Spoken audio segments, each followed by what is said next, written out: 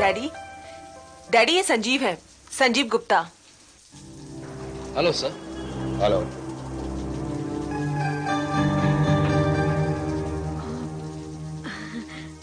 Hello बेटा।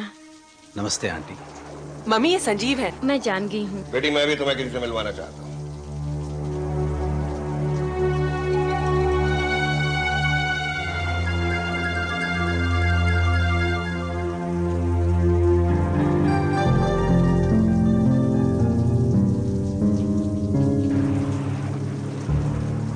Daddy लेकिन मैं संजीव को आपसे अकेले में मिलवाना चाहती थी।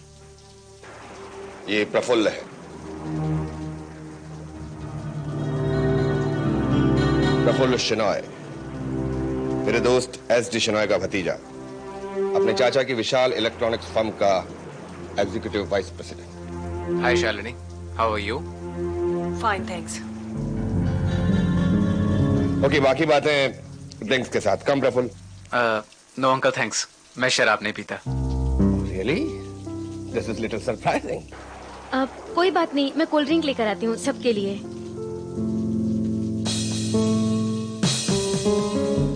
तो यंग मैन, तुम तो ड्रिंक्स लोगे ना मेरे साथ? सर देखो यार, शर्माओ मत, मौसम भी बड़ा रंगीन है। कम, लेट्स गो। Alright sir.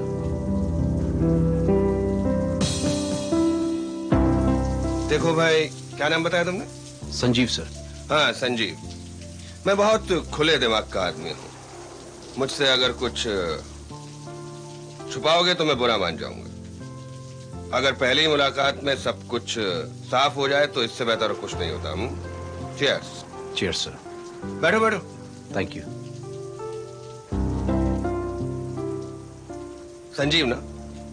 जी। हाँ। ये लो बेटा। Thanks aunty. तुम करते क्या हो संजीव? मैं एक कार शोरूम में। अच्छा अच्छा, कौन सी कार की डीलरशिप है तुम्हारे पास? नहीं सर, मैं शोरूम में सेल्समैन हूँ, शोरूम का मालिक नहीं। ओह आई सी। तुम्हारे पिताजी क्या करते हैं? पिताजी आंध्र प्रदेश की एक सीमेंट फैक्ट्री में सुपरवाइजर की पोस्ट पर हैं। अच्छा अच्छा। अरे शालिनी, भवानी, जॉइन अस। कम कम।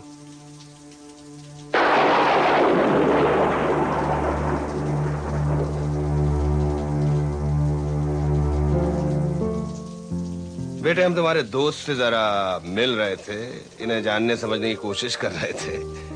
आखिर तुम शादी करना चाहती हो उनसे? हाँ, बस मुझे एक ही बात परेशान कर रही थी।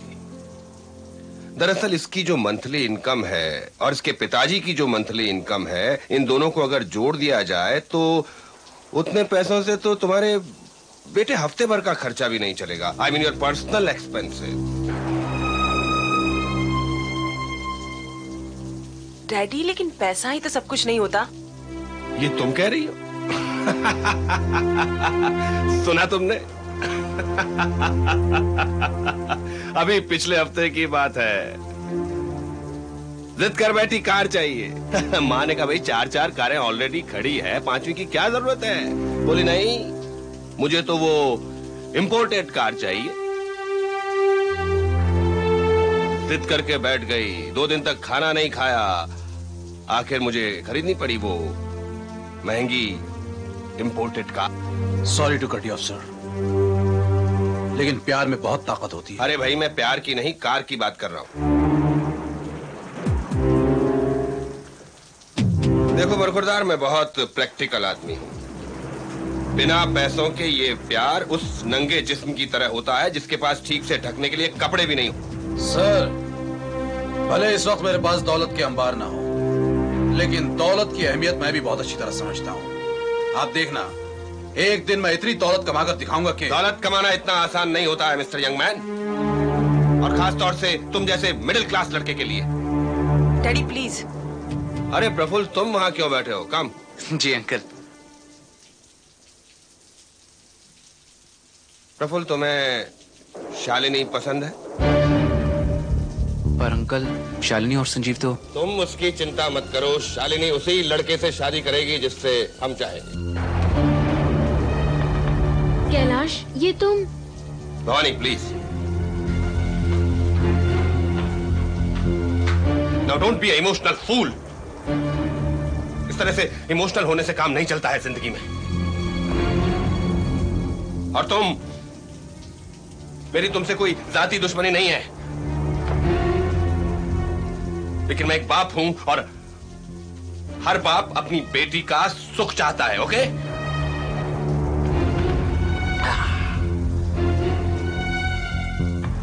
शालिनी,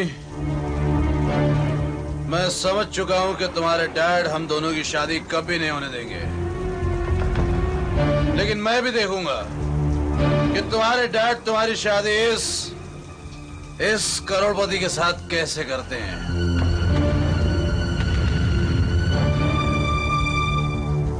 कैलाश, मेरे यार, कैसे हो तुम? हाय, बहुत देर कर दी यार तूने। भाई, बोर्ड ऑफ डायरेक्टर्स की मीटिंग में फंस गया था।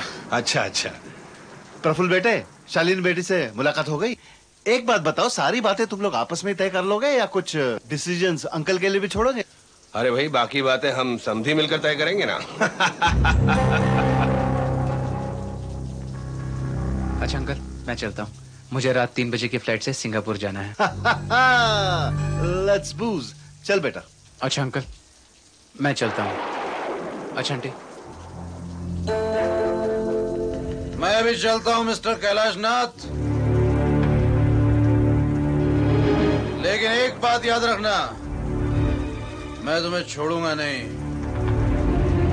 और ये इस एग्जीक्यूटिव वाइस प्रेसिडेंट को भी नहीं। बेटा प्रफुल्ल, लगता है थोड़ी ज्यादा पी गया। फोकट की थी ना, मिडिल क्लास। इसे रास्ते में कहीं टैक्सी क्या ऑटो में छोड़ देना। फोकट की बोलता है। I'm okay। कौन था ये बदतमीज? अरे छोड़ो उसे। शालिनी बेटे, देखो तुम्हारे अंकल।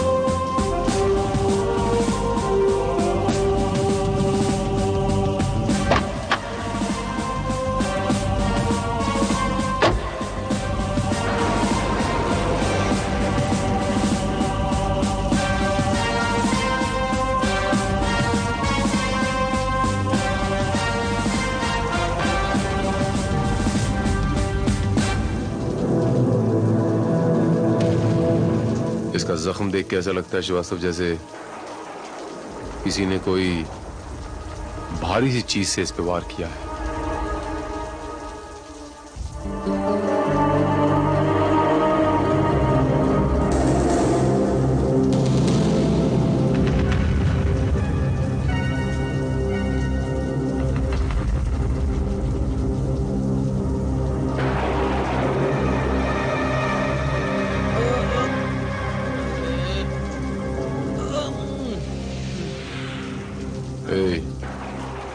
कौन हो तुम और यहाँ पर क्या कर रहे हो? वो मैंने कुछ नहीं किया, मैंने इसे नहीं मारा, मैं तो गाड़ी में बैठा था, मुझे कुछ पता ही नहीं। मोहम्मद नजीब नाम का वो आदमी जिसने फोन करके हमें यहाँ बुलाया है, वो तो कहीं नजर ही नहीं आ रहा है। हुजूर, मेरा नाम मोहम्मद नजीब है। हुजूर, मैं पीछे वाले घर पे रहता हूँ। मैंने अपनी आंखों से देखा है, इस आदमी ने इसको किसी हैवी राड से मार मार के इसका खून किया। क्या बकवास कर रहे हो तुम? मैंने किसी को नहीं मारा। मैं तो खुद खड़ा नहीं हो सकता, तो इसको किसी भारी चीज से क्या मारूंगा? ये झूठ बोल रहा है साहब, मैंने अपनी आंखों से देखा है इसका खून करते हुए।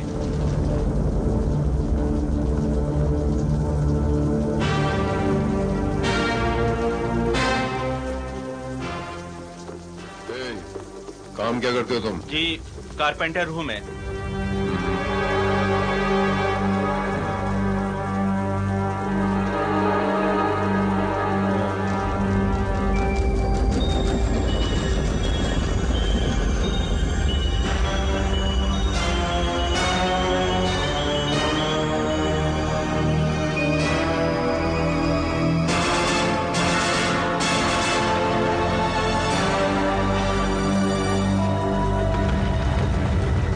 तो ये सारा वाक़या तुमने अपने घर से देखा है? जी हुजूर। मैं वहां तुम्हारे घर होके आता हूँ। ठीक है साहब।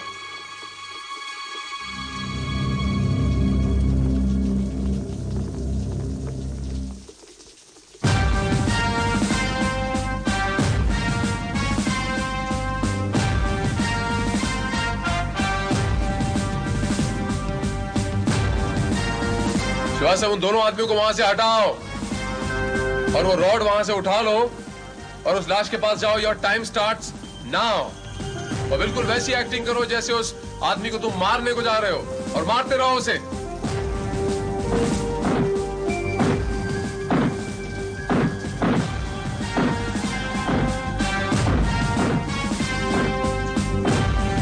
बस शिवाज साहब, बस, दैट्स इट।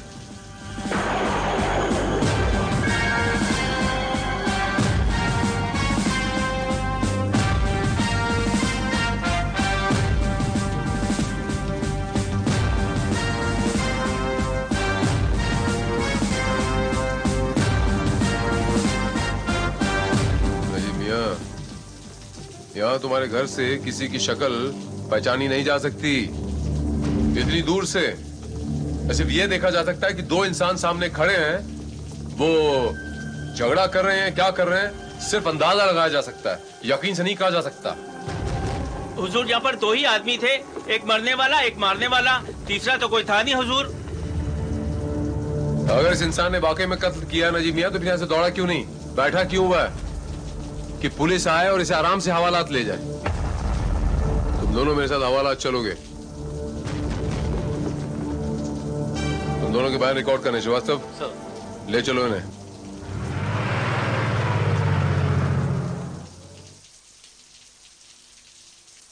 इंस्पेक्टर साहब, मैं आपको सब कुछ बता चुका हूँ। आप मेरी बात पर यकीन क्यों नहीं करते? मैंने प्रफुल्ल को नहीं मारा है। हो सकता है संजीव तुमने प्रफुल्ल को नहीं मारा, लेकिन इस वक्त तुम हमारे प्राइम सस्पेक्ट हो। Prime suspect. श्रीवास्तव, वो कार चेक करवाई तुमने? जी हाँ, उसके फ्यूल टैंक में शक्कर डलवाई गई थी, इसी वजह से गाड़ी बंद हुई। यही हुआ जैसा कि मुझे शक था। हमारे संजीव साहब जो हैं, ये कार के सेल्समैन हैं, और इन्हें इतनी तो नॉलेज है कि कार के फ्यूल टैंक में अगर शक्कर डाल दी जाए तो थोड़ा अरसा कार चलने के बाद बंद हो जाती है। इनकी माशूका शालिनी के पिताजी उसकी शादी प्रफुल्ल के साथ कर रहे हैं, तो संजीव साहब के पास प्रफुल्ल को मारने का एक मोटिव तो है। You're right। और वो जूतों के निशान जो हमें वहां मिले थे, वो चेक करवा लिया मैंने। 10 नंबर के जूते थे। घोष बेटे। जी अब्बा। कैसा काम चल रहा है? अरे मैं पिछले महीने आया था तो काफी गाड़ियां आड़ियां नजर आ रही थी, कोई गाड़ी नहीं दिख रही। और वो तुम्हारे काम करने वाले लड़के किधर गए? कोई नजर ही नहीं आ रहा। अब्बा सबकी छुट्टी कर दी है मैंने। मेरे अकेले के लायक ही काम नहीं है यहाँ पर अब्बा। और वैसे भी ऐसी तंगी में सबकी पगार निकालना बहुत मुश्किल हो रहा था अब्बा। अभी तो सबने एक अच्छा काम भी पकड़ लिया है अब्बा। बेटा धंधा बिल्कुल नहीं है? अब्बा मुझे तो लगता है कि कुछ दिनों में यहाँ का किराया निकालना मुश्किल हो जाएगा। हमें लगता है कि हमें गैराज बंद कर देना चाहिए अब्बा। बेटा ऐसी कोई तरकीब नहीं है कि जिससे अपना काम फिर चल निकले? वैसे तरकीब तो है अब्बा यहाँ की, और तरकीब यही है हम अपने गैराजों को दूसरों के गैराजों के तरीके से मॉडर्न बना दें, वही सुविधाएं वही फैसिलिटीज दें जो दूसरों के गैराजों में उनको मिलती हैं अब्बा। लेकिन ये हमारे बस का काम नहीं है अब्बा, क्योंकि इसमें कम से कम 2.5-3 लाख रुपए का खर्चा आएगा जो हम लगा नहीं सकते। 2.5-3 लाख? बस बेटा समझ ले तेरा काम हो गया। अपना धंधा बंद नहीं होना चाहिए, अपना गैरेज बिल्कुल बंद नहीं होना चाहिए। मैं इंतजाम करूंगा 2.5-3 लाख का। रुपया रुपया रुपया, मेरे डैडी को तो सिवाय रुपए के कुछ सूझता ही नहीं है। लेकिन वो करोड़पति प्रफुल्ल अब इस दुनिया में नहीं है। इतना प्यार करते हो मुझसे कि मुझे पाने के लिए तुमने उसका खून कर दिया? शालिनी तुम भी ये समझती हो कि मैंने प्रफुल्ल को मारा है? नहीं। हाँ उस रोज शराब के नशे में बहुत कुछ कह गया था, लेकिन मैंने उसका खून नहीं किया। कुल मिलाकर बात यह है कि हमारे रास्ते का कांटा तो निकल ही गया। अब जब तुम बेकसूर हो और यहाँ से छूट जाओगे तो हमारी शादी तो हो ही जाएगी ना। इनफैक्ट समझो कि हमारी शादी होने से कोई नहीं रोक सकता।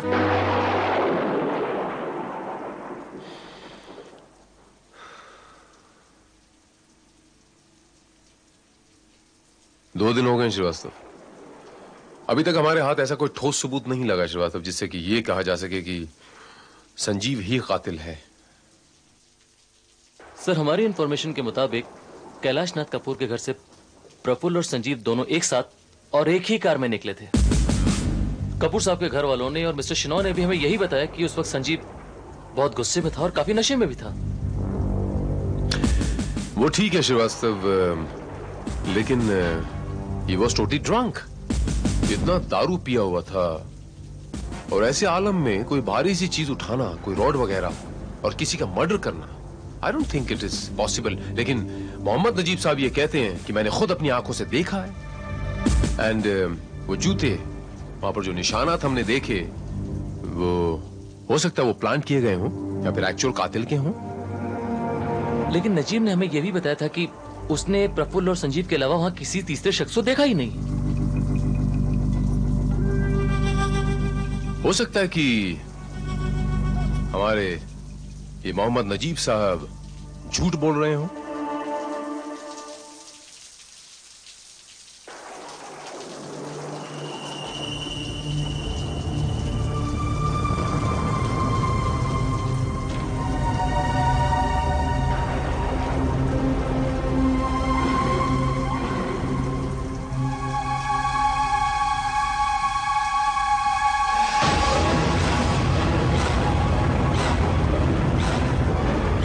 लाओ मेरे पैसे लाओ, जल्दी करो।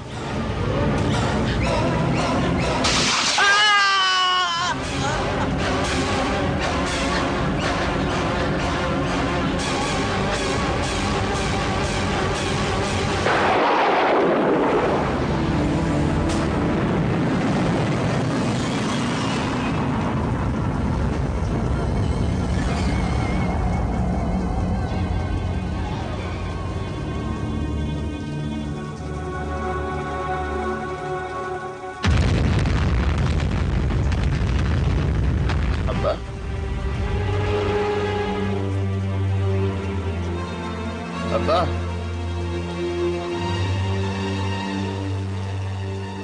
अब्बा, अब्बा, अब्बा,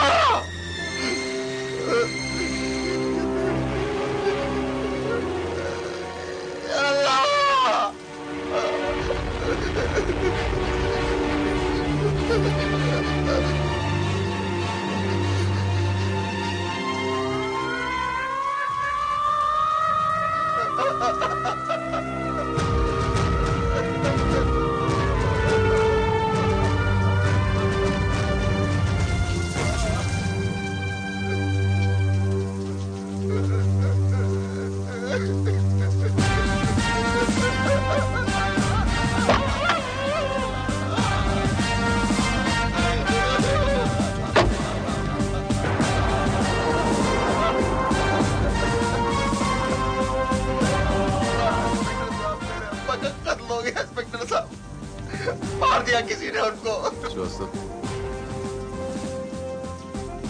this is a bullet wound. लगता है किसी ने गोली मारी है। और ये गराज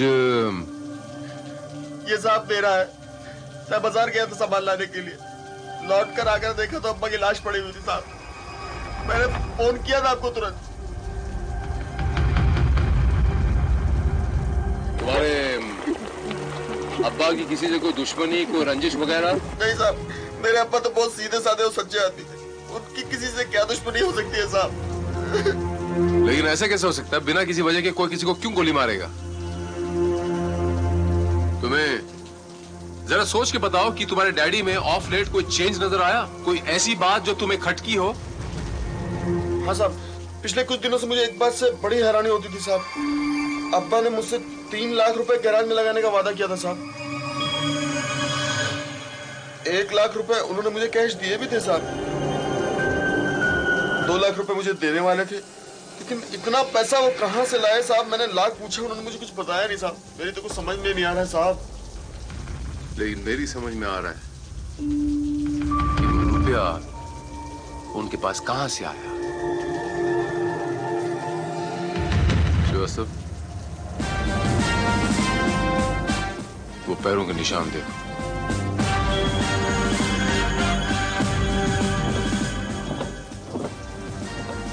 तुमने उन फुटप्रिंट्स पे गौर किया श्रीवास्तव? ये बिल्कुल वैसे ही पैरों के निशान है, बिल्कुल अजीबोगरीब, जैसे प्रफुल्ल की लाश के पास पाए गए थे। जी हाँ, इसका मतलब ये हुआ कि प्रफुल्ल और मोहम्मद नजीब दोनों की मौत का आपस में और इन फुटप्रिंट्स के साथ कोई ना कोई ताल्लुक जरूर है। कनेक्शन ये है श्रीवास्तव कि प्रफुल्ल के असली कातिल को नजीब ने देख लिया था। अब नजीब उसको ब्लैकमेल कर रहा था, जो उस कातिल को ऑब्वियसली अच्छा नहीं लगा होगा, इसलिए उसने नजीब को भी अपने रास्ते से हटा दिया। As simple as that. लेकिन इसका मतलब तो ये हुआ कि संजीव बेकसूर है। संजीव को हमें छोड़ना होगा श्रीवास्तव। नजीब की लाश को पोस्टमार्टम के लिए लेके जाने का बंदोबस्त करो। पहले हमें यह देखना है श्रीवास्तव कि नजीब को जो गोली मारी गई है वो किस मेक की गन थी, किस मेक की। Morning mister Shenoy. ओ इंस्पेक्टर साहब, आप मेरे घर आ रहे थे? अच्छा हुआ, मैं आपको फोन ही करने वाला था। इंस्पेक्टर साहब, आपने उस लड़के को छोड़ क्यों दिया? सबसे पहली बात तो ये है मिस्टर शिनॉय कि I am not answerable to you. Gun वगैरह रखते हैं आप? गन? लाइसेंस वाली गन? नहीं, मेरे पास कोई लाइसेंस नहीं, कोई गन नहीं। जूते किस कलर के पहनते हैं आप? बेतुका सवाल है इंस्पेक्टर साहब। चलिए खैर छोड़िए, कलर से मेरा कोई मतलब नहीं, मेरा मतलब नंबर से। जूते किस नंबर के पहनते हैं आप? 10 नंबर के जूते पहनता हूँ। राइट। मिस्टर शिनॉय, आपके और आपके भतीजे के बीच में टर्म्स कैसे थे? अच्छे थे, कॉर्डियल रिलेशंस। आपको थोड़ी सी तकलीफ देना चाहता हूं मैं। Just part of my investigation, आपको मेरे साथ कैलाशनाथ कपूर के घर चलना पड़ेगा।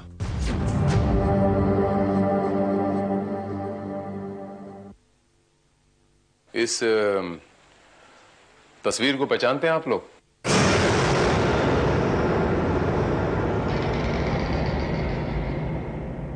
ऑफ कोर्स, ये तो कारपेंटर नजीब है।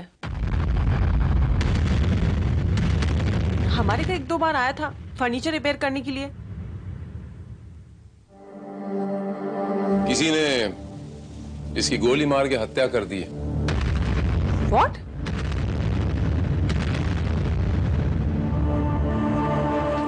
ये कह रहा था कि प्रफुल्ल का खून संजीव ने किया है। लेकिन संजीव को तो आपने रिहा कर दिया था। जी हाँ, वो बेकसूर था, हमने रिहा कर दिया। इंस्पेक्टर, आपकी ये बात मेरी समझ में नहीं आई। आ जाएगी मिस्टर कपूर, बहुत जल्द समझ में आ जाएगी। ये बताइए कि आप जूते कौन से साइज के पहनते हैं? जूता 10 नंबर का पहनता हूं, मगर जूते से कोई गन वगैरह रखते हैं आप? कोई पिस्टल या गन वगैरह घर में है आपके? यहाँ मेरे पास गन है और मेरे पास उस गन का लाइसेंस भी है। क्या मैं वो गन देख सकता हूँ? इंस्पेक्टर, मेरी पिस्तौल या गन से इस... मैंने आपसे पूछा मिस्टर कपूर कि क्या मैं वो गन देख सकता हूँ?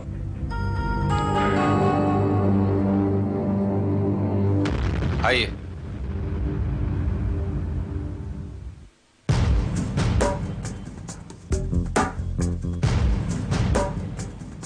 ये रही गन और ये उसका लाइसेंस।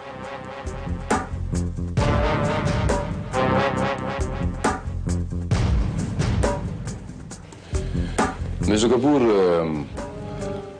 आपकी इस गन का चेम्बर खाली है या बुलेट्स हैं उसमें? जी, गोलियां हैं। तो इसका मतलब ये हुआ कि इसमें 6 गोलियां होनी चाहिए? जी हाँ। क्या मैं देख सकता हूँ? जरूर।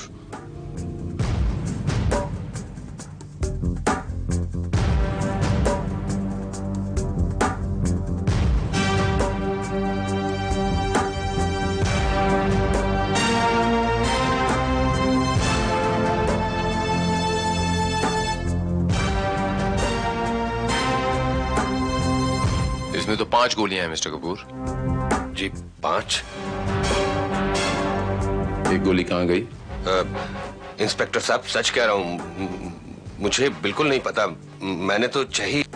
मिस्टर कपूर, मोहम्मद नजीब का कत्ल जो हुआ है वो इसी मेक की पिस्टल से हुआ है और शायद इसी पिस्टल से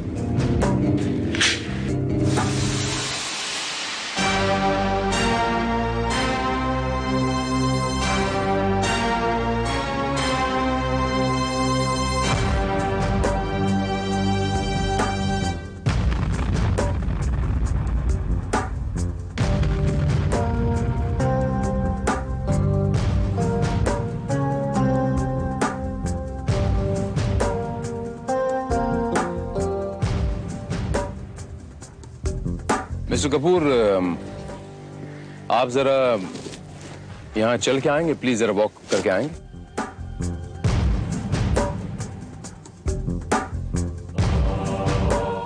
या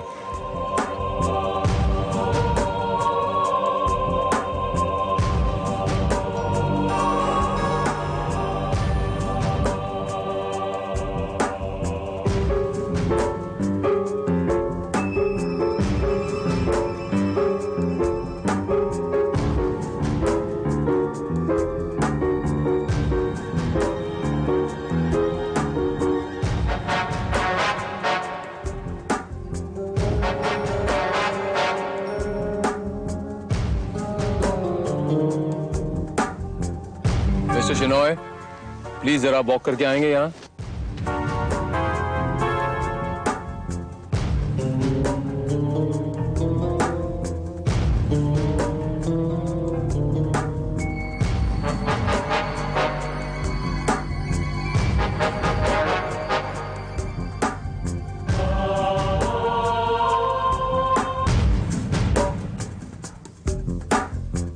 मिस्टर कपूर, जरा अपने जूते उतारेंगे आप? इंस्पेक्टर, ये आप क्या एक्सरसाइज करवा रहे हैं हमसे? बताता हूँ आपको मैं क्या एक्सरसाइज करवा रहा हूँ आपको। प्लीज जरा जूते उतारिए प्लीज।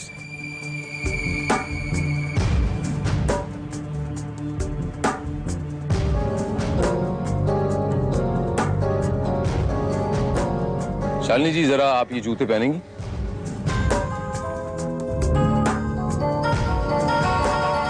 इंस्पेक्टर साहब सॉरी, 15 दिन से मेरे पाँव में मोच है।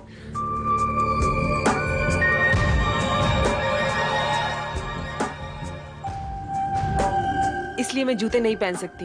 Alright. I'm sorry for that.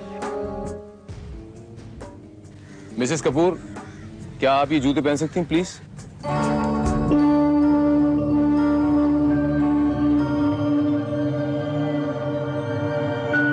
Please please.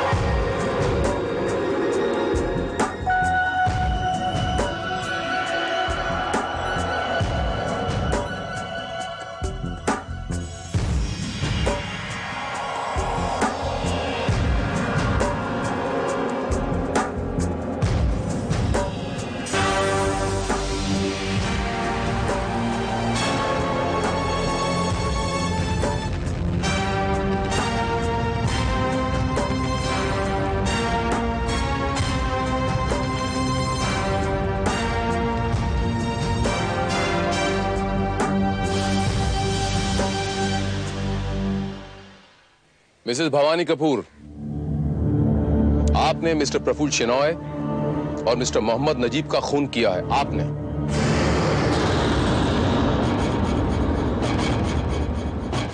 ये आप क्या बकवास कर रहे हैं इंस्पेक्टर?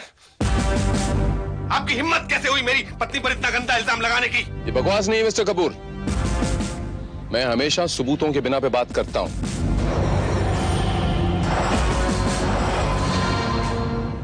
ये पैरों के निशान देख रहे हैं आप? ऐसे ही ठीक ऐसे निशान मुझे दोनों लाशों के पास से मिले हैं, मिस्टर प्रफुल्ल शेनॉय की लाश के पास से और मिस्टर मोहम्मद नजीब की लाश के पास से। इसका 3/4 हिस्सा जमीन में धंसा हुआ है, इसलिए उसका निशान बिल्कुल गहरा है, और बाकी का 1/4 हिस्सा फ्लैट है बिल्कुल। 10 नंबर के जूते हैं और ऐसे अजीबोगरीब जूतों के निशान मैंने जिंदगी में पहले नहीं कभी देखे। And I was totally confused, लेकिन अब मेरी समझ में आया।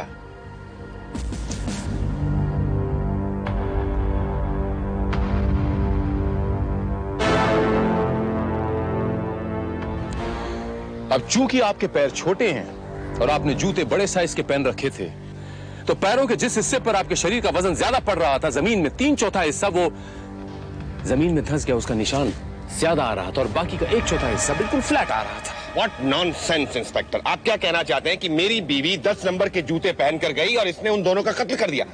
ये उन दोनों का कत्ल क्यों करेगी? इसकी क्या दुश्मनी थी उनसे? इसका जवाब तो ये देंगे आपको मिस्टर कपूर।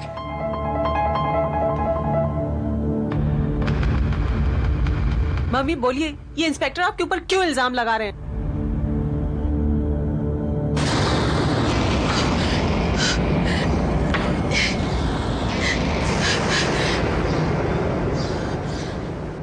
मिसेस कपूर, अभी आप बच नहीं सकती, इसलिए बेहतर इसी में है कि आप अपना जुर्म कबूल कर लीजिए।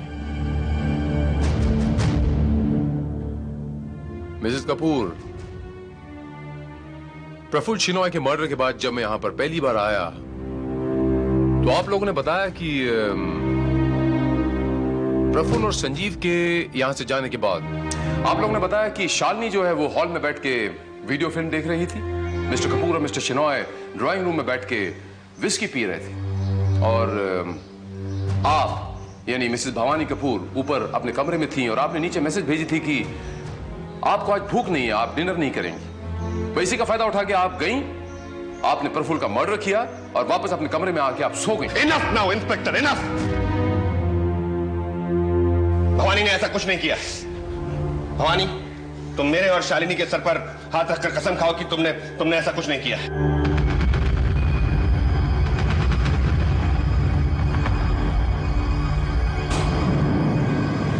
भवानी, इंस्पेक्टर साहब को यकीन दिलाओ, कसम खाओ मेरी और शालिनी की कि तुमने ये खून नहीं किया है।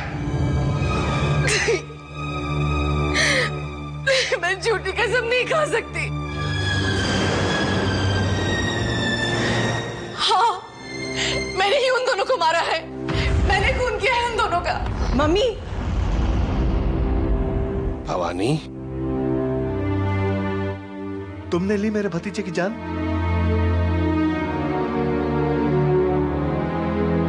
अब आप हमें ये बताएंगी मिसेस भवानी कपूर कि आपने ये सब क्यों किया? मैं नहीं चाहती थी कि शालिनी की मर्जी के खिलाफ उसकी शादी प्रफुल्ल से की जाए। मैं चाहती थी कि मेरी बेटी को उसका प्यार मिले, उसकी शादी संजीव से हो। लेकिन कैलाश अपनी जिद पर अड़े हुए थे, इसलिए शालिनी के रास्ते से प्रफुल्ल को हटाने के लिए जब उस दिन सब लोग अंदर बातों में व्यस्त थे, मैंने चुपचाप जाकर उसके कार के टैंक में शक्कर मिला दी ताकि कुछ दूर जाकर वो बंद पड़ जाए। और फिर मैंने वहां जाकर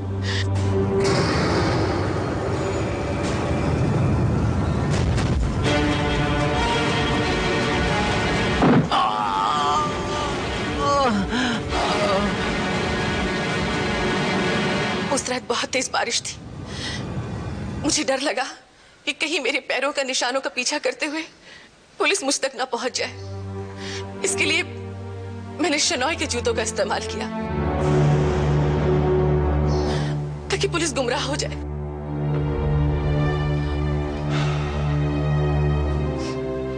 और मिस्टर मोहम्मद नजीब ने आपको ये कत्ल करते हुए देख लिया था, इसीलिए आपको वो ब्लैकमेल कर रहा था। आपसे ये बर्दाश्त नहीं हुआ, आपने उसको भी अपने रास्ते से हटा दिया। हाँ। और दूसरा कत्ल यानी मिस्टर मोहम्मद नजीब का कत्ल आपने अपने हस्बैंड के रिवॉल्वर से किया, करेक्ट? जी हाँ।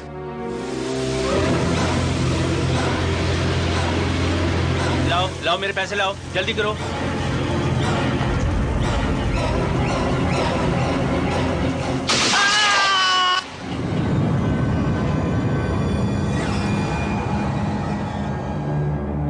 तुमने क्या किया भवानी? तुमने क्यों किया ऐसा? मैंने सुना था मिसेस भवानी कपूर की प्यार और मोहब्बत के लिए लोग अक्सर अपनी जानें दे दिया करते हैं, कुर्बान हो जाया करते हैं। लेकिन आपने अपनी बेटी को उसका प्यार दिलाने के लिए दो लोगों की जानें ली हैं। गुनहगार पुलिस को गुमराह करने के लिए जितनी मर्जी कोशिश करे मिसेस भवानी कपूर, पुलिस गुनहगार की राह पकड़ ही लेती है। कितनी अजीब विडंबना है। जो रास्ता आपने अपनी बेटी को प्यार वापस दिलाने के लिए अख्तियार किया है, यह रास्ता आपको अब जेल की सलाखों के पीछे ले जाएगा। मैं आपको मिस्टर मोहम्मद नजीब और मिस्टर प्रफुल्ल शिनॉय के कत्ल के जुर्म में गिरफ्तार करता हूं।